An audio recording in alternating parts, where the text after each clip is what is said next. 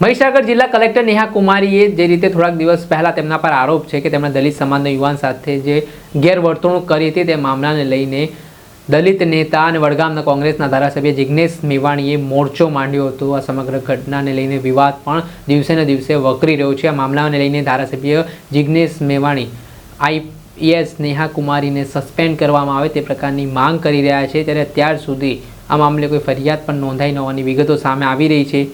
તે વચ્ચે મોટી સંખ્યામાં દલિત સમાજના લોકો દ્વારા 150થી વધુ તાલુકાઓમાં આઈએસ નેહા કુમારી વિરુદ્ધ ફરિયાદ નોંધાવવામાં આવી છે। ત્યારે શું સમગ્ર મામલો છે વિગતે વાત કરીએ આ વિડીયોમાં।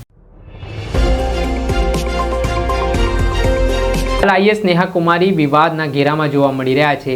મહીસાગરના જિલ્લા કલેક્ટર છે તેઓ અને તેમની સામે વડગામના કોંગ્રેસના ધારાસભ્ય જિગ્નેશ મેવાણીએ મોરચો માંડ્યો છે। તેની પાછળનું કારણ છે આજથી થોડાક સમય અગાઉ મહીસાગર જિલ્લા કલેક્ટર કચેરી ખાતે એક સ્વાગત કાર્યક્રમ હતો। આ કાર્યક્રમમાં દલિત યુવાન પોતાની રજૂઆત લઈને ગયા હતા અને જે દલિત યુવાનના આરોપ છે કે મહીસાગરના જિલ્લા કલેક્ટર નેહા કુમારી દ્વારા તેમની સાથે અણછાતું વર્તન કરવામાં આવ્યું હતું। એટલું જ નહીં, તેના જાતિ વિષયક શબ્દો પણ કહેવામાં આવ્યા હતા।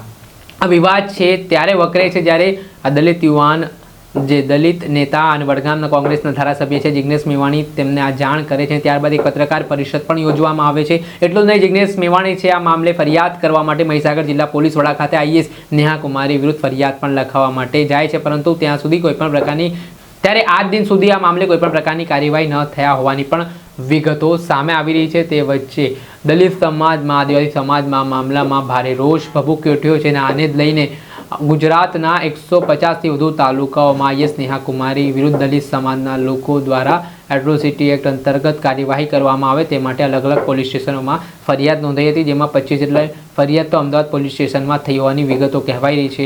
હાલ આ મામલાને લઈને જે દલિત સમાજના આગેવાનો છે તો શું કહી રહ્યા છે, તેમની શું માંગણી છે, કયા પ્રકારની કાર્યવાહી તેઓ ઈચ્છી રહ્યા છે તે સાંભળી લો।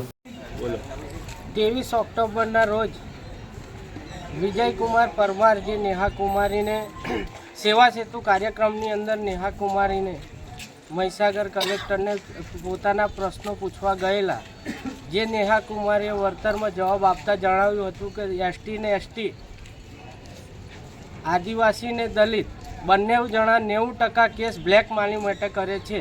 તો આજ રોજ અમે આ કેસ સાચો કરવા માટે એમની પાસે બાલાસિનોર પીઆઈસી નીનમ્મા સાહેબ વત્તા બાલાસિનોર મામલતદાર સાહેબને આવેદનપત્ર આપી નીનમ્મા સાહેબને એફઆઈઆરની રજૂઆત કરવા માટે જણાવેલું છે।